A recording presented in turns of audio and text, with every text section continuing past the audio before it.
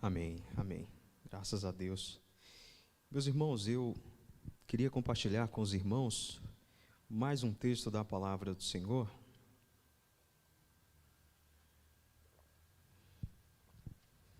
Queria te convidar a ler comigo o texto que se encontra no Evangelho de Mateus,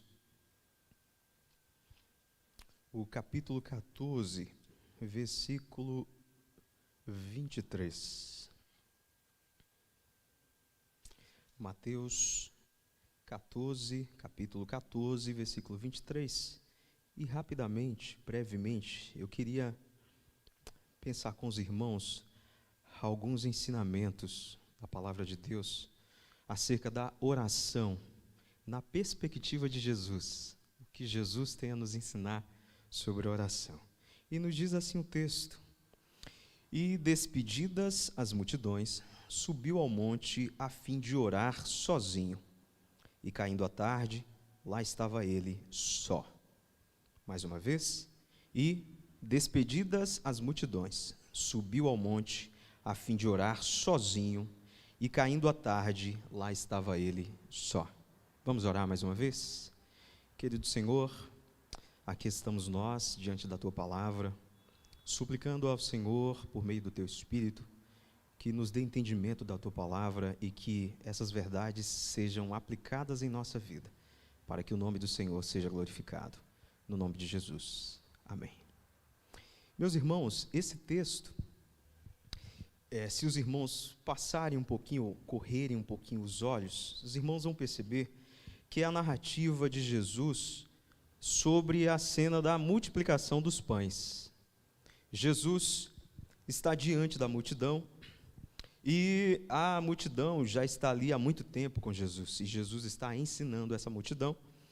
E no meio dessa cena, Jesus então, ou os discípulos, ficam preocupados com a questão da alimentação para aquela multidão. Jesus então propõe aos discípulos, dá-lhe voz de comer. Não precisa dispersar a multidão. Versículo 16 e até o 19, Jesus fala disso. E aí os discípulos então apresentam a Jesus o alimento, 5 pães, 2 peixinhos. Jesus então ora por esses alimentos, e aí a multidão toda é saciada e ainda sobra, não é verdade? E esse é o grande milagre da multiplicação. O que me salta aos olhos é que depois desse ato de Jesus, e se os irmãos puderem conferir comigo o texto semelhante ou correlato a esse, lá em João 6, o versículo 15, é a mesma narrativa, porém, João apresenta um detalhe aqui que Lucas não apresentou. E esse detalhe é que a multidão ficou tão extasiada, tão motivada com a multiplicação realizada por Jesus, que a multidão, diz assim, o 14 e o 15, vendo, pois, os homens o sinal que Jesus fizera, disseram: Este é verdadeiramente o profeta que devia vir ao mundo. Sabendo, pois, Jesus que estavam para vir com o intuito de arrebatá-lo, para o proclamarem rei, retirou-se novamente sozinho para o monte. João diz que a multidão queria proclamar Jesus rei. Queria que Jesus destronasse o Império Romano.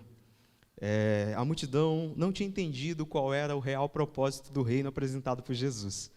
E queria que Jesus, naquele momento, entrasse em Jerusalém e fizesse um rebuliço, uma renovação, uma revolução, e assim mudasse aquela história.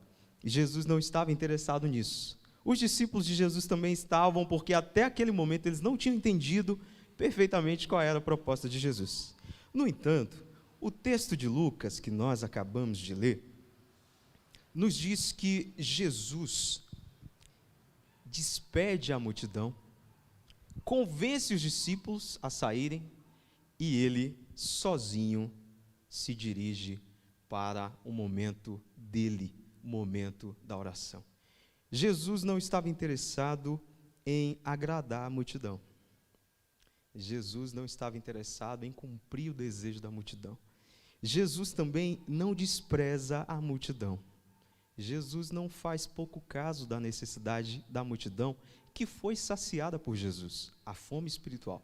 Lembra que o texto diz que Jesus estava ensinando. E depois de ter ensinado a multidão, Jesus percebeu que a multidão tinha fome. E Jesus, então, deu alimento à multidão.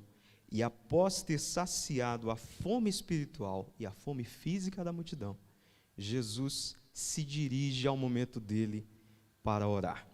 E o que eu queria pensar com os irmãos é exatamente esse detalhe. Jesus priorizou o momento da oração.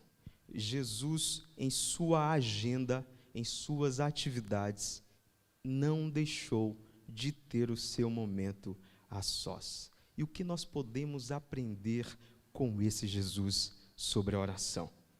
Jesus nos ensina a orar. Jesus, como um bom mestre, nós precisamos olhar para Jesus como um judeu, crescido na cultura judaica, instruído. Ele sabia muito bem a importância da oração para a cultura. O judeu tinha o hábito de orar pelo menos 3 vezes por dia, em qualquer lugar que estivesse. Só que Jesus, meus irmãos, nesse texto, observe comigo, Mateus, ele é bem específico ao dizer que Jesus passou o dia todo orando. Observe o versículo 23. E caindo a tarde, lá estava ele só. Ele despede a multidão, sobe ao monte e fica orando o dia todo. É importante destacar para os irmãos que, para a cultura judaica, a prática da oração passou a ser um sinal de status ou uma característica de santidade. O fariseu, ele queria chamar a atenção para si como a referência de santidade, como alguém mais próximo de Deus, e usava isso por meio da oração. E essa oração era em público, para ser destacada, para ser uma evidência. E Jesus quebra esse paradigma quando se isola da multidão. Jesus não quer ser visto pelos homens. Jesus, sendo Deus, busca se relacionar com o Pai. Jesus, Filho, o Deus Filho, se relacionando com Deus Pai, mas não aos olhos dos homens, não aqui, mas na intimidade. E é isso que eu queria convidar os irmãos a pensarem comigo. Jesus, ele praticou o que ensinou. Jesus nos ensina a orar. Olha comigo, por favor, no texto de Mateus, o capítulo 6, versículo 5. Um texto muito conhecido, que Jesus, mais uma vez, diante da multidão, agora fala sobre essa prática da oração. E tem tudo a ver com o que nós acabamos de enxergar na prática de Jesus. Olha o que diz: e quando orardes, não sereis como os hipócritas, porque gostam de orar em pé nas sinagogas e nos cantos das praças, para serem vistos dos homens. Em verdade vos digo que eles já receberam a recompensa. Tu, porém, quando orares, entra no teu quarto e fecha a porta. Orarás a teu pai que está em secreto, e teu pai que vê em secreto te recompensará.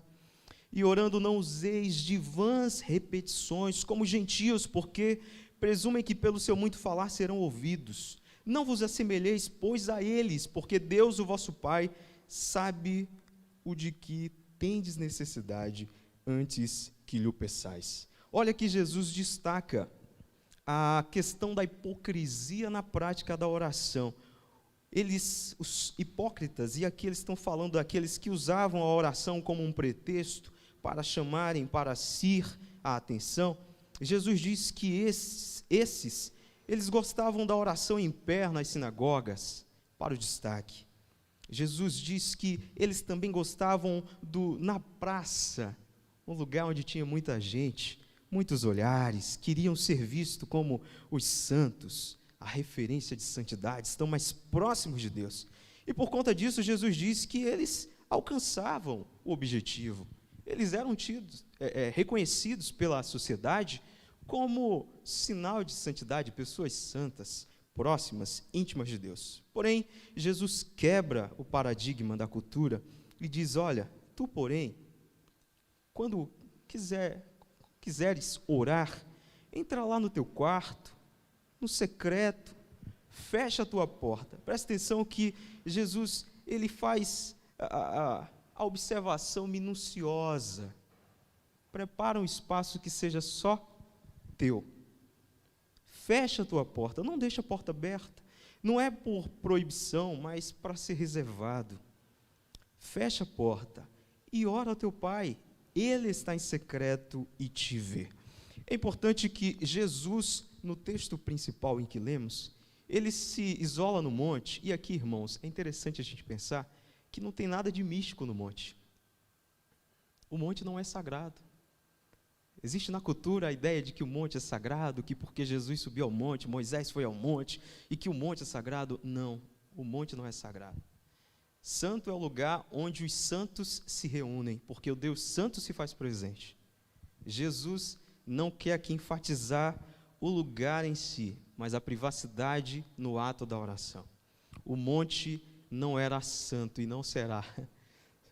Foi o lugar que Jesus tinha como reservado. Assim como nós veremos mais à frente que Jesus usou o jardim. E o jardim, o lugar mais secreto do jardim. Não existia nada de místico no jardim, mas era o lugar reservado. E a mesma coisa Jesus nos diz aqui, agora no texto de Mateus 6, os versículos 5 a 8. Procure um lugar secreto para orar. Saia da vista das pessoas. Não precisa criar um cenário para orar. Não precisa ter medo de orar. Não precisa construir uma personagem para orar. Você não precisa escolher as palavras para falar com Deus. Você não precisa ficar com medo do que dizer. Você precisa ser sincero, abrir o coração lá no seu íntimo com Deus e desabafar, e desaguar, e chorar. E às vezes, quando as palavras não vêm, não se preocupe, chore. Chore. O Espírito Santo interpreta isso. Ele sabe exatamente qual é o seu sentimento, qual é o seu estado. Entra no secreto e teu Pai, que te vê e te ouve, Ele já sabe de tudo o que você necessita. Jesus nos ensina a orar, mas não só isso. Jesus nos motiva a orar. Olha se não é isso que Jesus ainda no Sermão da Montanha, Sermão do Monte, ensinando aquela multidão e os seus discípulos, agora no capítulo 7 de Mateus, versículos muito conhecidos também, o versículo 7 e 8 do capítulo 7. Olha o que Jesus nos diz, Mateus capítulo 7, versículos 7 a 8, 7 e 8. Pedi e dá-se-vos-á, buscai e achareis, batei e abri-se-vos-á, pois todo o que pede recebe, o que busca encontra, e a quem bate, abri-se-lhe-á. Jesus está nos motivando à prática da oração, dizendo da constância, da ação contínua, de pedir. Aqui no texto original, a intenção é pedindo constantemente, buscando constante, uma busca constante, batendo constantemente. E observando o comentarista William Barclay, falando desse texto, ele diz que quando nós vivemos essa prática, das duas uma, nós temos a percepção daqueles pedidos que nós realizamos. A constância nos permite perceber se o que pedimos a Deus de fato é o que precisamos. Porque se você for persistente naquele pedido, de fato, Deus vai entender que é o que você precisa. E você também vai entender a importância desse pedido. Jesus nos motiva a não abandonarmos a nossa causa na oração, a intercedermos sempre. É o que Paulo vai dizer: orai sem cessar, orai sempre. A prática de oração contínua. Jesus nos motiva. Jesus nos diz com esse texto que Deus está aberto a um relacionamento, que Deus já tem tudo preparado para nos dar, mas Ele quer esse relacionamento. Deus não é um Deus distante, Deus é um Deus presente. Deus é tão desejoso desse relacionamento que é Ele que vem ao homem. Ele que vem, Ele que se humilha e vem a nós. Ele é quem abre o acesso, irmãos. Ele é quem escancara a porta, rasga o véu e permite o relacionamento com o homem. Deus deseja se relacionar, é por isso que Jesus nos motiva. Orem ao Senhor constantemente, peçam incessantemente, porque o Pai deseja se relacionar, Ele sabe do que nós precisamos. Mas não é só isso. Jesus valorizou a prática da oração, como nós vimos no texto de Mateus 14. Depois de Jesus ter multiplicado os pães e peixes, de ter alimentado a multidão, de ter liberado os seus discípulos, motivado os discípulos à travessia do mar, Jesus reserva o seu momento para orar, para falar com o Pai. Jesus valorizou pela importância do relacionamento com Deus, pelo valor, pelo significado do relacionamento com Deus. É isso que nos diz o versículo 22 do capítulo 14. Jesus, e 23 melhor, irmãos, Jesus sobe ao monte e ali fica sozinho, em silêncio com Deus. E aí, a gente precisa parar e fazer a pergunta: diante das confusões, da vida agitada que a gente tem, da poluição de atividades que nos cercam, nós temos tido o mesmo cuidado de Jesus, de entender as nossas prioridades, de fazer a nossa parte, sem deixar de lado o relacionamento com Deus? Porque observa que Jesus, ele não ignora a necessidade dos dois grupos, tanto dos discípulos quanto da multidão. Mas Jesus sabe também que é importante, e muito mais importante, o relacionamento com Deus. E você conseguiu durante o seu dia pensar e priorizar um relacionamento com Deus? O relacionamento com Deus é muito mais essencial do que qualquer outra coisa. Lutero costumava dizer que a gente precisa ver a face de Deus antes de vermos a face de qualquer homem no dia. Precisamos buscar ao Senhor, precisamos reservar em nossa agenda o espaço primordial, a primazia do dia, o tempo precioso com o Senhor. Mas tem mais, irmãos. Jesus nos ensina, nos motiva, valorizou a prática da oração, e Jesus orou no seu momento de maior agonia. Veja comigo ainda o texto de Lucas, capítulo 22. Essa narrativa é espetacular, meus irmãos. Talvez seja para mim o texto de maior sensibilidade de Jesus diante da oração. Lucas 22, 39 a 44. Nos diz assim: Jesus no Getsêmani, e saindo foi, como de costume, para o Monte das Oliveiras, e os discípulos o acompanharam. Chegando ao lugar escolhido, Jesus lhes disse: orai para que não entreis em tentação.